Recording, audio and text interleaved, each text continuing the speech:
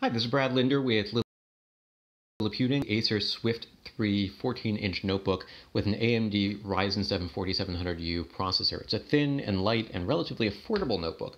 The Acer Swift series tend to be thin and light laptops, with the Acer Swift 7 series being sort of the more premium line. Then there's the Swift 5, which is a step down. Swift 3 is more towards the entry level, and while you do get a sort of compact portable notebook experience with an all-metal or mostly metal design here, it has a price tag of about $650 despite having AMD's octa-core relatively powerful processor, and this particular model has 8 gigs of RAM, 512 gigs of storage, and overall I think really punches above its price class. Acer loaned this to me about a month ago, and I've been using it on and off for the last couple of weeks, and I really do like quite a few things about it. Now, it's not necessarily going to be the best choice for everyone, and I'll talk about some of the limitations, but first let's talk a little bit about what it is. It's a notebook with a 14-inch screen. It's got a metal aluminum top and bottom. It does have a little bit of give to the case. You can sort of see here as I push towards the center, it'll move a little bit. Same thing happens on the bottom. So it's not necessarily like the sturdiest laptop that you'll ever feel, but it is very compact and feels, pretty decent for a $650 notebook. It weighs less than 2.7 pounds, it measures less than 0.6 inches thick at its thickest point, and it has a decent range of ports, although some are a little bit strange, but again, I can forgive a lot for the price tag. So we've got USB 3.2 Gen 1 5 Gbps, Type A, HDMI, USB 3.2 Gen 2 10 Gbps with support for video output, with support for charging if you have a 5-volt 3-amp USB Type-C power adapter, even though this comes with a power brick that plugs into this other port here. So you can use either, and I've used a third-party power adapter with it to charge no problems. Headset jack and a USB 2.0 port with only a top speed of 480 Mbps. So it's a little bit strange to have a USB 2.0 port, but at least you've got two full-size USB ports, I suppose. You'll notice we've got the little sort of lip here, so it's easy to grab when you want to lift it open. And when we take a look at the screen, you might notice that it is a matte display. So I can point it towards my window, and there's a little bit of shine, but no real glare, which is kind of nice. We've got a magnesium aluminum alloy area here around the keyboard and the palm rest, and plastic bezels around the screen. So again, it's sort of a mix of premium and sort of mid-range or more entry-level design, but overall I think it works pretty well, and the compromises seem pretty well worth it to me. Fingerprint reader, relatively quick and easy to log in there. Touchpad supports multi-touch gestures and is fairly responsive, supports clicking as well as dragging. Didn't mean to click on that, but that's what happens. And as I mentioned, it's got a Ryzen 7 4700U processor, which offers pretty decent performance. And you can go to liliputing.com for benchmarks and see how it stacks up against 10th generation Intel Core chips and so forth. But basically, I think it's a pretty good option, particularly in this price range. And it really does stack up pretty well against the competition. Previously, where AMD might offer decent performance, they suffered on battery life, but in terms of battery, I find that 7+ hours of battery life for general purpose computing is reasonable, and I managed to get about 10 hours of battery life while streaming 1080p video from YouTube over Wi-Fi with the screen brightness set to about 50%. The screen does get a lot brighter. It's a little bit hard to see this because my camera is automatically adjusting here, but you can sort of gauge that there's a bit of a difference there. And if we wanted to just do a quick video test here, first I'd need to type YouTube properly. And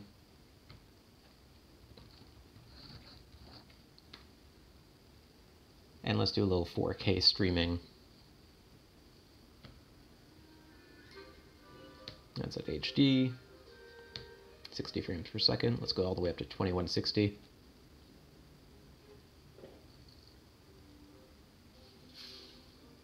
So the screen's only at 1080p, but you can see that the frame rates look just fine. Now something else I did want to point out here is it does have a backlit keyboard. I'm not a huge fan of sort of the silver color with the white backlight. It's a little hard to see in this lighting, but I find that in certain situations the keys are actually easier to read with the backlight off. When you're in a sort of dimmer environment, sometimes the keys will actually blend in with the backlight, or when you're in a brighter environment. So right now it's not super bright in this room, and I think that the backlight makes sense, but I tend to turn it off when I'm using the laptop in a more well-lit environment. So that's just something to keep in mind. The keys are relatively evenly spaced. Typing's fine. The arrow keys are sort of half, let's go ahead and brighten this so you can see them better, are sort of half height here, and the page up and page down serve double duty as the home and end keys when you hold the function key. There's an Alt-GR key, which I know some people really appreciate, and we've got 2 control keys. Basically, there's room for just about everything that you would need on here. You don't have support for, fine adjustments. You don't get to change the color of the backlight. You can see that the lighting is maybe not quite as even as on some other devices, but again, for $650, I think it's not so bad. Another thing that I really generally am impressed with is that it's not very loud. There is a fan on the bottom that brings in air, and it blows out through the back here. Can't really see that. There we go. Blows out through the back here near the hinge. But I don't tend to notice the fan very much, which I think is a pretty good thing on this. So if you're using it to listen to music or play video, you probably won't hear the fan much at all. If you're doing more intense, resource-intensive tasks, maybe it'll kick into higher gear. I don't know. You will notice that the screen goes back about 180 degrees.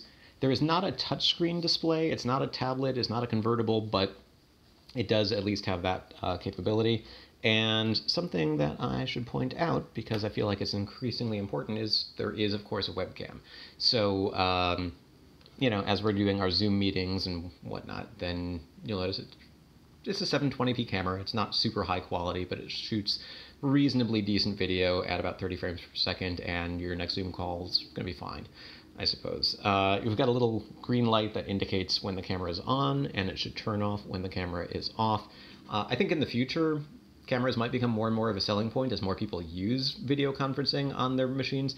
But for now, I think just the fact that it has one and that it works is probably the best thing I can say about this particular model.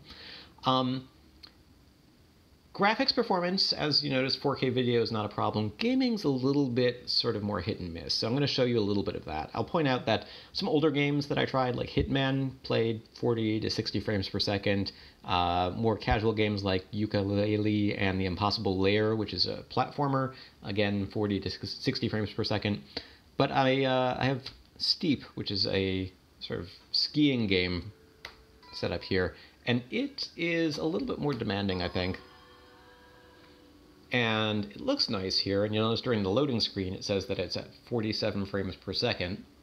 But when we actually get to the point where we can do a little downhill skiing, assuming it connects to the server, you'll notice that the frame rates really drop pretty low. And so I wouldn't call this a gaming laptop by any stretch of the imagination. It's got plenty of performance for my daily workloads as a blogger, spending a lot of time streaming music and videos and surfing the web with dozens of browser tabs open at the same time, doing some work in office software, and it's got a powerful enough processor that I think you could probably use it for other things. But in terms of gaming, I think you're going to want to be more selective with the sorts of titles that you might play. So we're at 16 frames per second as I hit this tree, and now we're down to 12, 14, 17, 8, 15,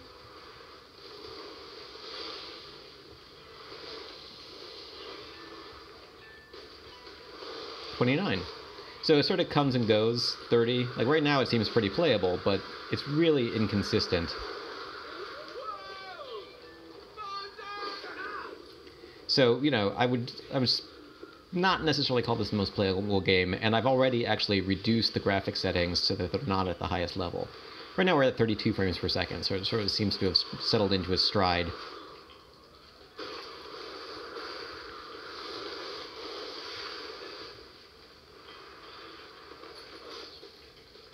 But if I maybe go towards these trees, there's a little bit more to look at. All right. But, at its lowest point, when I've tried this game, I've seen frame rates as low as 4 frames per second. So it's a little hit or miss, and again, I'm not sure that I would necessarily recommend this for gaming. But for, I don't know, graphics editing, for office work, I think for general purpose computing and for multitasking, it's more than up to the task. And it does have, again, an 8-core, 8-thread, 15-watt processor that I think handles multitasking pretty well. It's only got 8 gigabytes of RAM, and that is soldered to the motherboard. So if you were to close up the computer, flip it over to the bottom, there's 10 screws sort of holding everything in place here, and when you pry open the case, you'll find that the RAM is not upgradable. The SSD is. You can take that out and swap it for another module. The Wi-Fi card, it supports Wi-Fi 6 and Bluetooth 5. You could swap that out if you really wanted to. I'm not sure why you would, but you could. But the fact that it only has 8 gigs of RAM, I think, is really sort of one of the biggest downsides to this particular model. So if that's going to be a limiting factor for you, then this might not be the best option. Acer does offer a higher price version of the Swift 4 or the Swift 3 with a 14-inch display and the same processor, the 4700U AMD chip, but 16 gigs of RAM and a terabyte of storage, but it sells for $950. So that's $300 more than the version that we're looking at here. That's almost a 50% price increase to double the RAM and the storage. So at that point, I think it might be a little bit of a tougher sell. But overall, again, I think the performance is strong enough that it's well worth considering if you think you can live with the 8 gigs of included memory. So again, you don't get a touchscreen display, you don't get 16 gigs of RAM or any option to upgrade the memory. I'm not in love with the color of the keyboard when it comes to the backlight. And the laptop actually comes with a fair amount of bloatware that you might want to uninstall, which I think might be another way that the price stays reasonable. But overall, for $650, I think that this thing really does punch above its price class and offers a pretty decent experience. Another thing I should point out is that I did test it out with Ubuntu Linux. I didn't install it to the local storage, but I booted it from a USB flash drive. You can get into the UEFI settings by hitting F2 during boot. You can enable an F12 boot screen that lets you switch, choose what you're going to boot from, whether it's local storage or a USB drive. And when I did that, most things seemed to work out of the box. The brightness controls didn't seem to work. You'd see an indicator on the screen, but the screen brightness wouldn't actually change. But the Wi-Fi worked, the graphics worked, the audio worked. Everything, for the most part, seemed just fine. I had no problem connecting to the internet and surfing the web. So it's a fairly Linux-friendly device as well, if that is something that matters to you. But overall, again, Acer Swift 3, 14-inch laptop, $650, I think is... it's a winner. It's something that I would definitely consider buying if I were in the market for a laptop right now that offers a thin and light design, a compact package, a matte display, and pretty good performance. In fact, it outperforms many laptops that are priced higher than it when it comes to raw CPU benchmarks and general real-world performance. It's thin, it's quiet, and yeah. So that is the Acer Swift 3 14-inch laptop, and you can find details in the description for this video, as well as a link to the written version of the review where you can find benchmark results and other information, and a lot of pictures. So let me know what you think. This is Brad Linder with Littleputing.